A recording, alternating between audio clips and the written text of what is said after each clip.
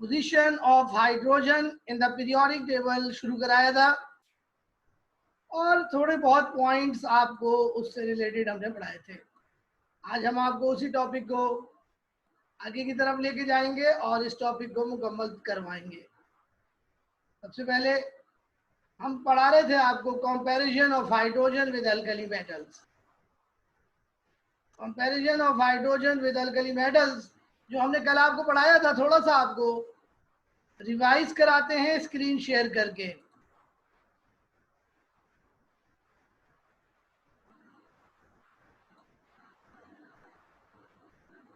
ये मैंने आपके साथ स्क्रीन शेयर करी है और यहां से हम आपको पढ़ाते हैं कि कल हमने आपको क्या क्या पॉइंट्स पढ़ाए थे। Comparison of hydrogen with alkali metals, जो हाइड्रोजन को हम अल्कली मेटल के साथ प्लेस कर सकते हैं, तो वो कौन से पॉइंट्स हैं जिनकी बिना पर हाइड्रोजन अल्कली मेटल के साथ मुमासलत रखती है, यानी रिजेंबल करती है। तो आइए आपको कुछ पॉइंट्स पढ़ाते हैं कि hydrogen resembles alkali metals with respect to electronic configuration, electropositive character, valency, oxidation state, combination with electronegative elements, reducing behavior, cation formation, hydration of cations in water and liberation at cathode।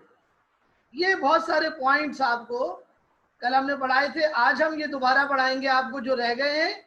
तो इसके लिए आप लोग जो है वो board पर देखेंगे और यहाँ से फिर हम आपको ये पॉइंट सारे पढ़ाएंगे। नोट्स के ऊपर ये सारे पॉइंट्स आपको पढ़ाएंगे।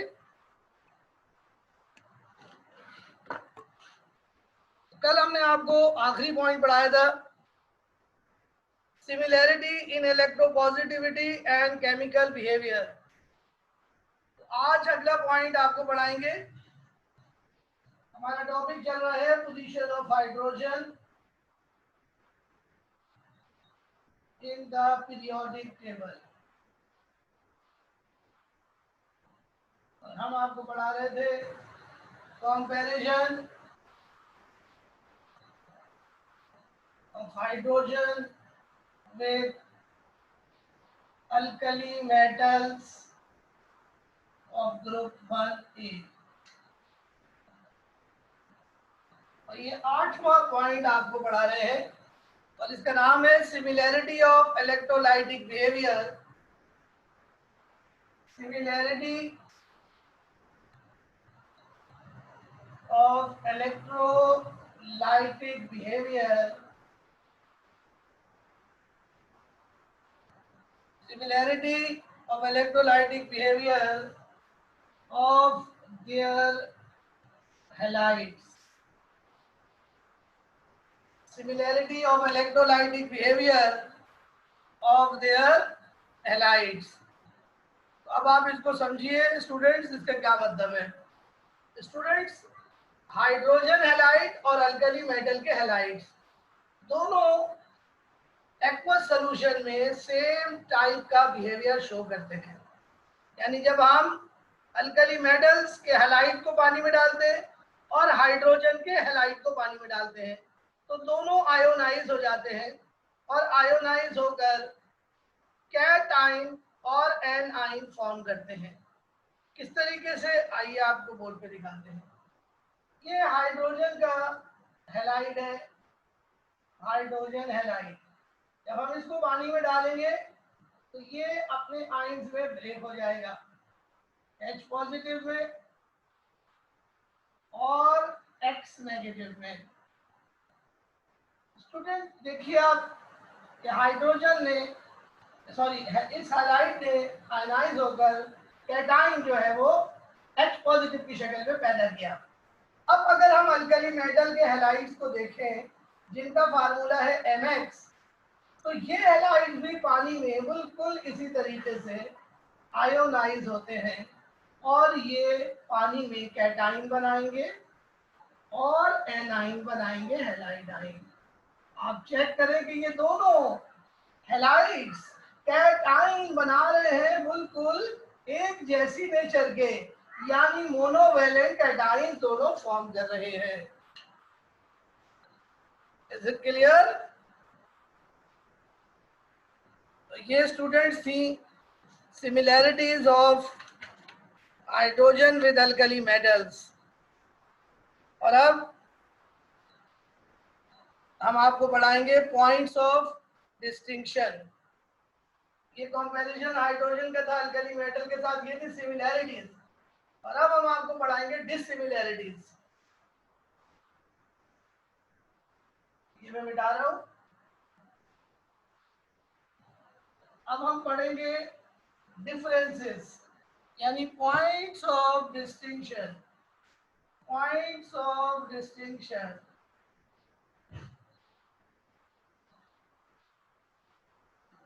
यानी पॉइंट्स ऑफ डिफरेंसेस। यानी पहले हमने इस बात पर बहस करी थी कि हाइड्रोजन और अल्कली मेटल में क्या मुमासलत है, और अब हम इस बात पर बहस करेंगे कि इन दोनों में क्या डिफरेंस है। तो सबसे पहला पॉइंट है difference in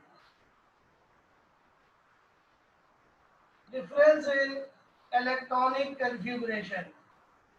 difference in electronic configuration. Students, हमने सिमिलैरिटी में ये बताया था कि हाइड्रोजन और अल्कली मेटल्स दोनों की इलेक्ट्रॉनिक कन्फिगरेशन सेम होती है, लेकिन अब हम आपको बताएंगे कि ये इलेक्ट्रॉनिक कन्फिगरेशन सेम नहीं होती। किस तरह, वो आइए आपको दिखाते हैं।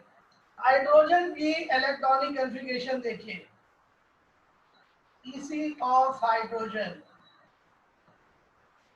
1s1। इस EC से ये पता चल रहा है कि हाइड्रोजन को वैलेंस शेल जो है वो K में है और K में एक इलेक्ट्रॉन है, यानी हाइड्रोजन को अपना वैलेंस शेल मुकम्मल करने के लिए 1 इलेक्ट्रॉन चाहिए। Needs 1 electron to complete its valence shell. Hydrogen को अपना वैलेंस शेल मुकम्मल करने के लिए एक इलेक्ट्रॉन चाहिए। आइए जरा इसी देखते हैं अल्कली मेटल्स की जर्नल EC देखते हैं। तो जर्नल EC इनकी होती है NS1 और NP0, यानी जो वैलेंस शेल है वो S में तो है लेकिन P खाली है। तो अगर आप इसको टोटल देखें, टोटल जो वैलेंस शेल है अल्कली मेटल का वो S और P में है, तो टोटल इलेक्ट्रॉन जो है वो 7 चाहिए इन्हें अपना मुकम्मल करने के लिए। Valence shell needs 7 electron to complete their valence shell. देखो S में 2 आते हैं, P में 6 आते हैं, तो 2 और 6 8 हो गए। 8 में से 1 गया तो कितने बचे? 7। तो 7 इलेक्ट्रॉन इन्हें चाहिए अपना वैलेंस शेल मुकम्मल करने के लिए। तो देखिए ये फर्क आ गया इलेक्ट्रॉनिक कन्फिगरेशन में। हाइड्रोजन को सिर्फ 1 इलेक्ट्रॉन चाहिए अपना वैलेंस शेल मुकम्मल करने के लिए, लेकिन अल्कली मेटल को 7 इलेक्ट्रॉन चाहिए अपना वैलेंस शेल मुकम्मल करने के लिए।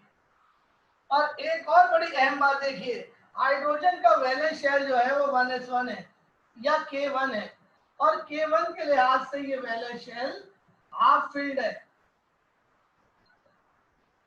हाफ फिल्ड है यानी ये जो वैलेंस शेल है हाइड्रोजन का वो हाफ ड्यूप्लेट की शक्ल में है। हाफ ड्यूप्लेट की शक्ल में है। हाफ फिल्ड वैलेंस शेल है हाइड्रोजन का, लेकिन अल्कली मेटल्स का हाफ फिल्ड वैलेंस शेल नहीं है। तो इलेक्ट्रॉनिक कन्फिगरेशन में दो डिफरेंसेस है हाइड्रोजन और अल्कली मेटल्स में। हाइड्रोजन का वैलेंस शेल मुकम्मल करने के लिए हाइड्रोजन को सिर्फ 1 इलेक्ट्रॉन चाहिए, लेकिन अल्कली मेटल्स को अपना वैलेंस शेल मुकम्मल करने के लिए 7 इलेक्ट्रॉन्स की जरूरत है। हाइड्रोजन का वैलेंस शेल हाफ फिल्ड शक्ल में है, लेकिन अल्कली मेटल्स का वैलेंस शेल हाफ फिल्ड शक्ल में नहीं है। कॉपी करें जल्दी से इसको।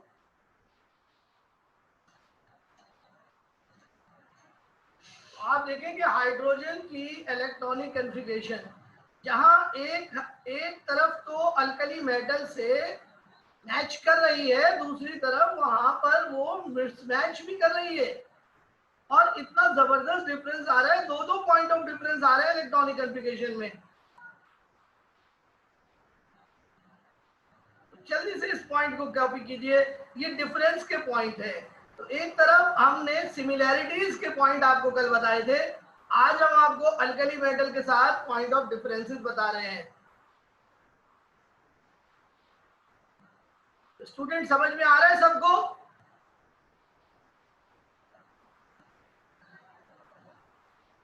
स्टूडेंट समझ में आ रहे हैं सबको? सब लोग अपना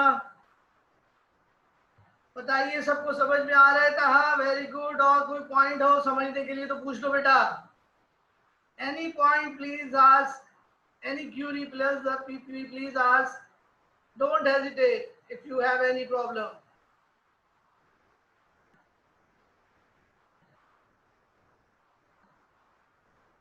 ओके, तो पॉइंट नंबर 2 लिखो, डिफरेंस इन ऑक्सीडेशन स्टेट।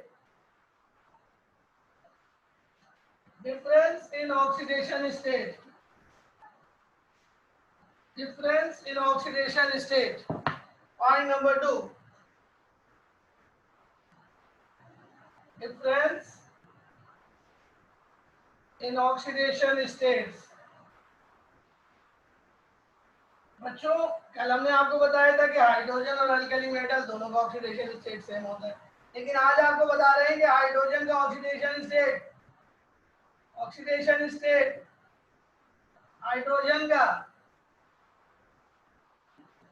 +1 होता है नॉर्मली, लेकिन -1 भी हो सकता है, यहाँ तक कि 0 भी हो सकता है। लेकिन अल्कली मेटल्स का ऑक्सीडेशन स्टेट ग्रुप 1A का हमेशा हमेशा फिक्स होता है, +1।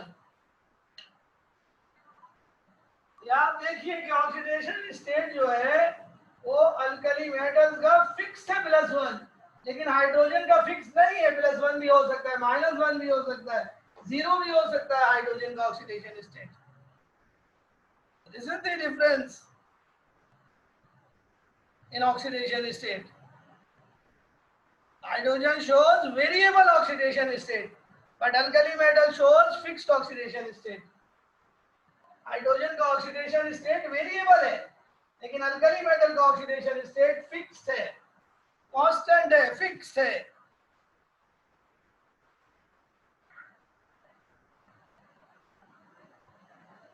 और अगला पॉइंट है जी, difference in stability of cations. ये मैं बताता हूं, difference in stability of cations. Point number 3, difference in stability of cation। बच्चों हाइड्रोजन और अल्कली मेटल्स दोनों ही कैटाइंस बनाते हैं, लेकिन दोनों की स्टेबिलिटी में फर्क है। बच्चों H पॉजिटिव अनस्टेबल होता है और अपना वजूद बरकरार नहीं रख सकता, लेकिन अल्कली मेटल्स के जो कैटाइंस हैं, मसलन Na positive, K positive, they are stable. Na positive, K positive, they are stable. So the stability of the cations of both are not same. The cation of hydrogen is unstable.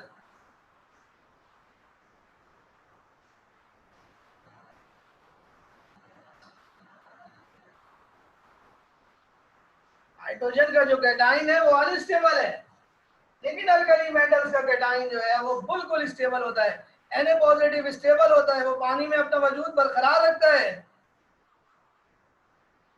तो ये हो गए जी 3 point. चौथा point आपको बताते हैं, difference in nature of cations. Difference in nature of cations in aqueous solution.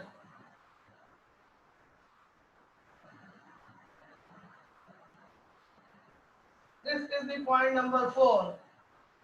Difference in nature of cations in aqueous solution. Difference in nature of cations in aqueous solution.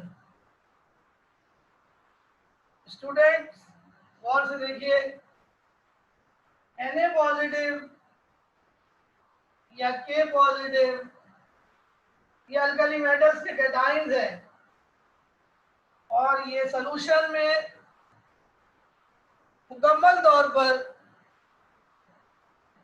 Freely exist कर सकते हैं।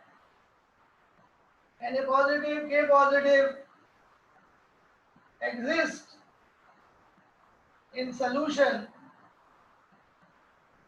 as such। मसलन कल मैंने आपको बताया था Na positive को अगर पानी में डालते हैं तो Na पॉजिटिव को वाटर मॉलिक्यूल चारों तरफ से सराउंड कर लेते हैं और ये आयन हाइड्रेटेड हो जाता है। लेकिन आप देखें कि Na पॉजिटिव जो है उसका वजूद बरकरार रहा और उसमें कोई तब्दीली नहीं आई। Na पॉजिटिव को वाटर ने तो सराउंड कर लिया, लेकिन Na पॉजिटिव की जो स्ट्रक्चर था, जो उसकी इंडिविजुअलिटी थी, उस पर कोई फर्क नहीं पड़ा। लेकिन इसके बरक्स जब हम H पॉजिटिव को पानी में डालते हैं तो H पॉजिटिव को पानी सराउंड करता है और H पॉजिटिव चेंज हो जाता है। H पॉजिटिव चेंज होकर बना लेता है H3O positive, H3O positive.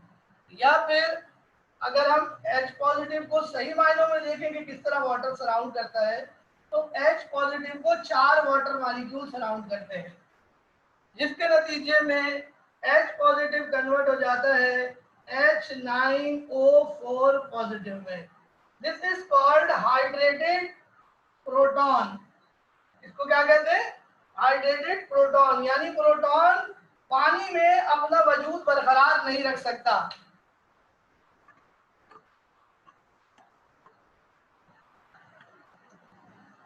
H positive पानी में अपना वजूद बरकरार नहीं रख सकता और ये फौरन कन्वर्ट हो जाता है H3O पॉजिटिव में।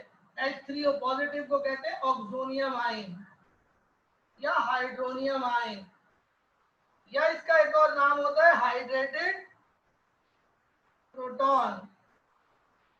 Hydrated proton.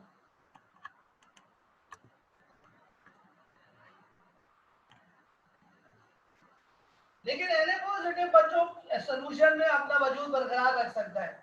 आपके सामने देखिए Na पॉजिटिव ही है, उसको वाटर ने बस सराउंड कर लिया है, उसकी फार्मूले में कोई असर नहीं पड़ा, उसके सिंबल पर कोई असर नहीं पड़ा। तो this is the difference in nature of cations in aqueous solution. ये तो हो गए जी 4 पॉइंट। अब 5वां पॉइंट लिखे, ये पहले कॉपी कर ले।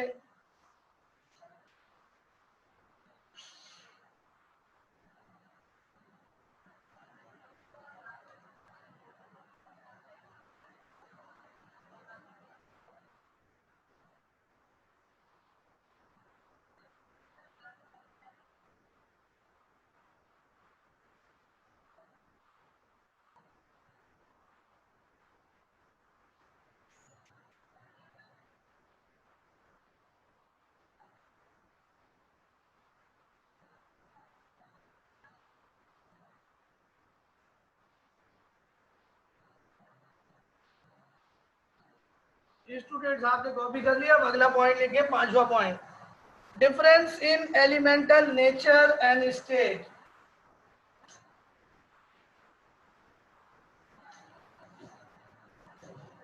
Difference in elemental nature and state, 5वां point, difference in elemental nature and state. बच्चों हाइड्रोजन और अल्कली मेटल्स की एलिमेंट्स की नेचर अलग अलग होती है। हाइड्रोजन एक नॉन मेटल है और ये गैस फॉर्म में होती है।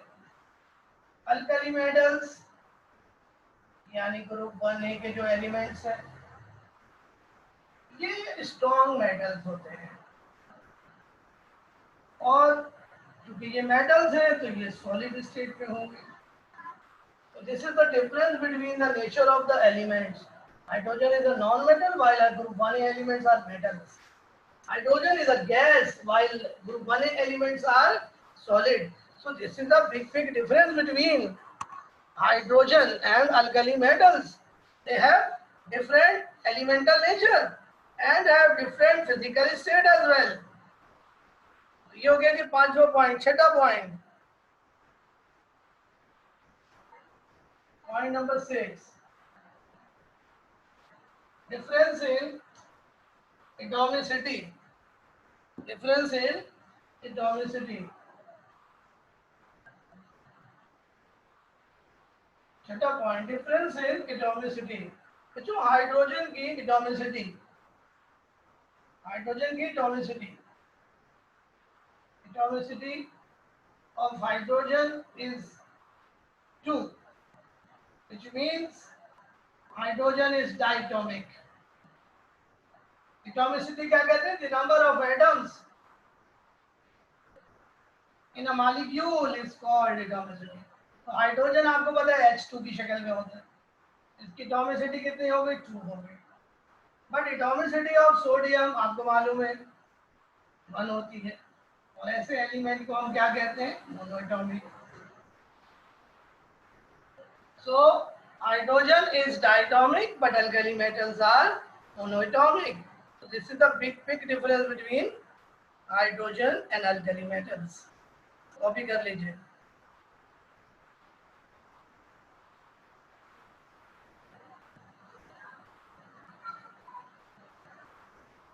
और अगला पॉइंट है difference in nature of bonding. Point number 7, difference in nature of bonding. Difference in nature of bonding. Point number 7, difference in nature of bonding. बच्चों hydrogen preferably hydrogen covalent bond बनाता है. Covalent bond, hydrogen form covalent bond. Hydrogen form covalent bond preferably, but alkali metals always form ionic bond. They don't form covalent bond. Alkali metals never form covalent bond. Alkali metals always form ionic bond. So this is the again a very huge difference between alkali metals and hydrogen. Alkali metals can only form ionic bond in their compounds, but hydrogen preferably form covalent bond. Hydrogen may form ionic bond in few ionic hydrides, but the preferred type of bonding in hydrogen compounds is covalent. Hydrogen has a very little scope to form ionic bonds. And अगला point है difference in nature of oxides. Difference in nature of oxides. ये मिटाता हूं मैं जी. 8वां point, difference in nature of oxide. Difference in nature of oxides. Difference in nature of oxides. बच्चों hydrogen के ऑक्साइड की नेचर और अल्कली मेटल के ऑक्साइड की नेचर में फर्क होता है. Oxide of hydrogen is water and oxide of hydrogen is neutral. ना ये एसिडिक है ना बेसिक है, but oxide of alkali metals like Na2O, Li2O, they are basic or alkaline. So again, this is a very huge difference. You know, oxide of metals are basic. Oxides of metals are basic, and oxides of non-metals are acidic. But hydrogen, in spite of non-metallic nature, form neutral oxide. So the nature of oxide of hydrogen demands us not to place hydrogen in any group, because hydrogen does not match in any group, which means hydrogen should be allotted a separate position in the periodic table. तो जनाब ये 8 differences हो गए और नवा point लिखिए, anionic anhydride ion formation. Point number 9,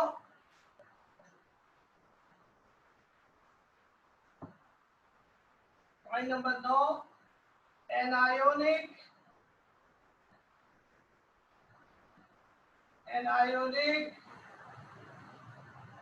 hydride ion formation. बच्चों hydrogen negative ion बना सकती है। हाइड्रोजन का नेगेटिव आयन हाइड्राइड आयन कहलाता है। Hydride ion is the negative ion of hydrogen. Hydrogen can form negative ion, इसका symbol होता है H-। लेकिन alkali metals never form A9. Alkali metals कभी एनाइन नहीं बनाती। हाइड्रोजन एनाइन बना सकती है लेकिन अल्कली मेटल्स कभी एनाइन नहीं बनाती। सो this is again a very very huge difference between hydrogen and alkali metals। और आखिरी पॉइंट है कि डिफरेंस इन थर्मोडायनामिक प्रॉपर्टीज। तो जल्दी से कॉपी कर लें। और अगला पॉइंट है डिफरेंस इन thermodynamic properties.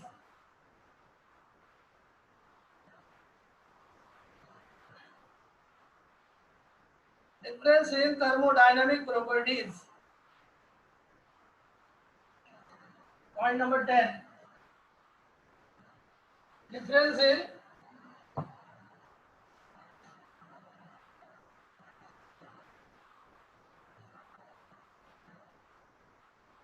Thermodynamic properties.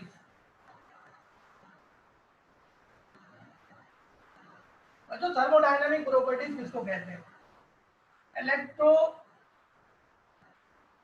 Ionization potential, electron affinity और इलेक्ट्रोनेगेटिविटी, इनको थर्मोडायनामिक प्रॉपर्टीज कहते हैं। हाइड्रोजन की थर्मोडायनामिक प्रॉपर्टीज की वैल्यू हाई होती है, बल्कि हाई भी नहीं वेरी हाई होती है। So IP of hydrogen, EA of hydrogen, EN of hydrogen is very high, but यही प्रॉपर्टीज की वैल्यू बहुत लो होती है अल्कली मेटल्स के लिए। So this is a very very important point of difference।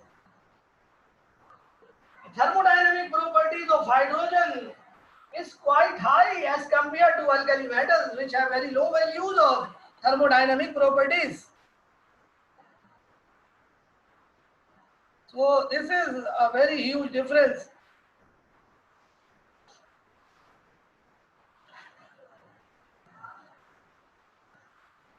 और आखिरी पॉइंट है कि difference in collection at electrodes,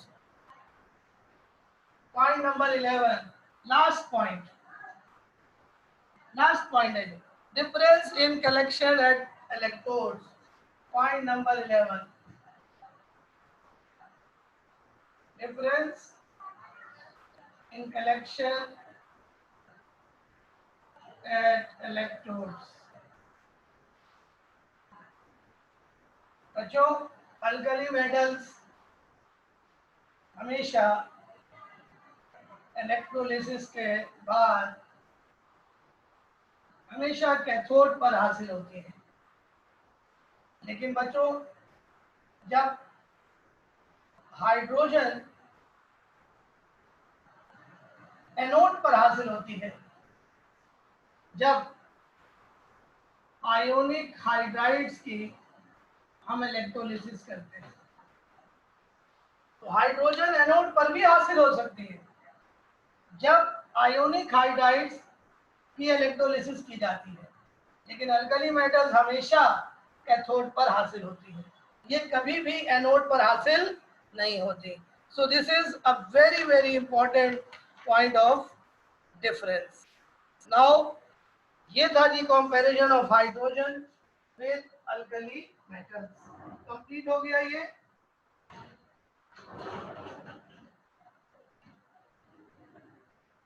copy कर लें और अब हम लोग कंपैरिजन शुरू करेंगे अगले ग्रुप से।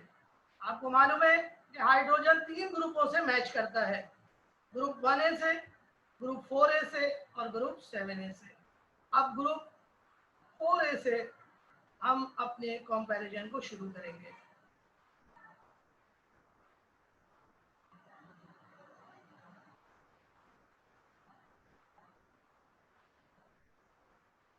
आइए शुरू करते हैं।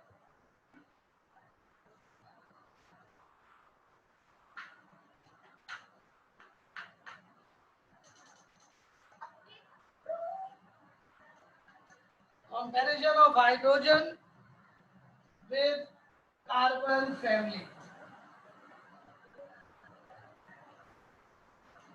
कार्बन फैमिली के साथ सबसे पहले हम लिखेंगे पॉइंट्स ऑफ सिमिलैरिटीज।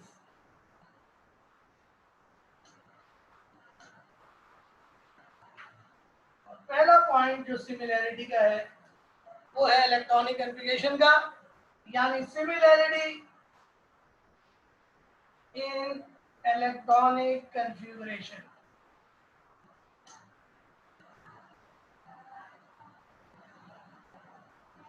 बच्चों, सबसे पहले हाइड्रोजन की इलेक्ट्रॉनिक कन्फिगरेशन देखिए।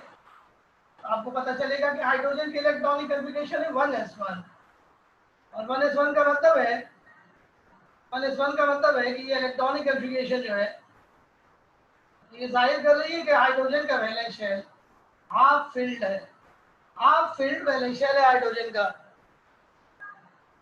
Now look at the electronic configuration of group 4A। तो आपको पता चलेगा ये ईसी बन रही है NH2NP2, ये इनकी ईसी है ग्रुप 4A की। आपको चैप्टर नंबर 1 में पढ़ाया था बेटा है। तो ये वैलेंस शेल इसका क्या है, हाफ फिल्ड है। ग्रुप 4A के एलिमेंट का भी हाफ फिल्ड है। लेकिन हाइड्रोजन का वैलेंस शेल हाफ ड्यूप्लेट की शक्ल में है और ग्रुप 4A का वैलेंस शेल हाफ ऑक्टेट की शक्ल में है। देखो, ऑक्टेट का मतलब है 8 इलेक्ट्रॉन। तो NS और NP में टोटल इलेक्ट्रॉन 8 आ सकते हैं। 8 के लिहाज से 8 इस वक्त 4 रहे हैं, तो हम ये कहेंगे कि हाफ ऑक्टेट है। इसी तरह 1s पे 2 इलेक्ट्रॉन आ सकते हैं, एक आया हुआ है तो हम कहेंगे हाफ ड्यूप्लेट है। ड्यूप्लेट माने 2 electrons in the valence shell.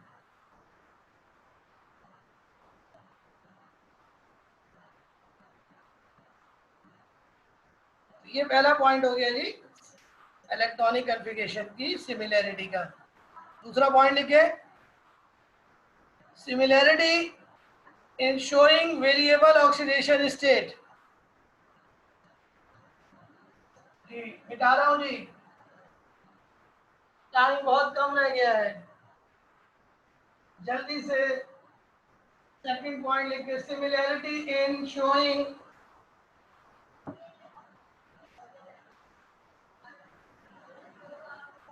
similarity in showing variable oxidation states। बच्चों, हाइड्रोजन और अल्कली और कार्बन फैमिली के मेंबर्स दोनों डिफरेंट ऑक्सीडेशन स्टेट शो करते हैं। हाइड्रोजन का ऑक्सीडेशन स्टेट होता है +1, -1, 0।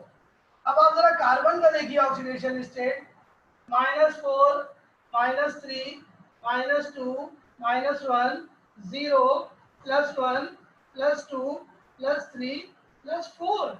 तो आप देखिए कि हाइड्रोजन की तरह सॉरी कार्बन की तरह हाइड्रोजन भी वेरिएबल ऑक्सीडेशन स्टेट शो कर रहा है, यानी एक से ज्यादा ऑक्सीडेशन स्टेट शो कर रहा है। देखा आपने किस तरह दोनों की सिमिलैरिटी हो गई। और अब पॉइंट नंबर 3 है सिमिलैरिटी इन एलिमेंटल नेचर। सिमिलैरिटी इन एलिमेंटल नेचर, ये मिटा रहा हूं। सिमिलैरिटी इन elemental nature, point number 3। Similarity इन एलिमेंटल नेचर, पॉइंट नंबर 3। बच्चों, कार्बन और हाइड्रोजन दोनों नॉन मेटल्स हैं। हाइड्रोजन भी नॉन मेटल है और कार्बन फैमिली के शुरू के सारे मेंबर्स जो हैं वो भी नॉन मेटल्स हैं। तो ये क्या हो गया, पॉइंट ऑफ सिमिलैरिटी। और अब पॉइंट नंबर 4, सिमिलैरिटी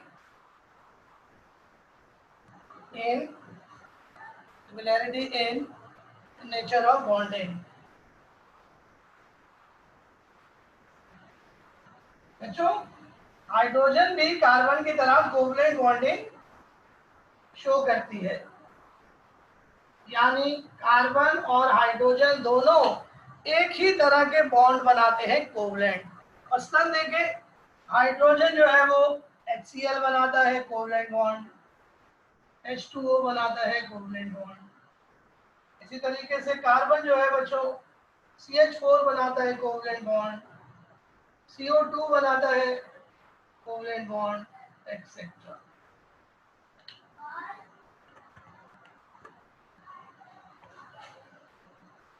नाउ बच्चों 2 मिनट्स लेफ्ट, जल्दी से इसको उतार लीजिए। 4 पॉइंट्स हो गए।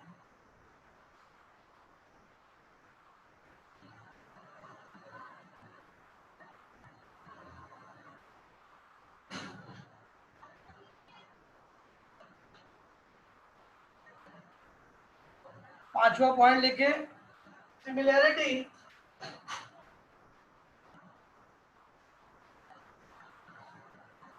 पांचवा point, similarity in the formation of anion. Similarity in the formation of anion. बच्चों, कार्बन और ग्रुप 4A के एलिमेंट्स कार्बन दोनों एनाइंस बनाते हैं।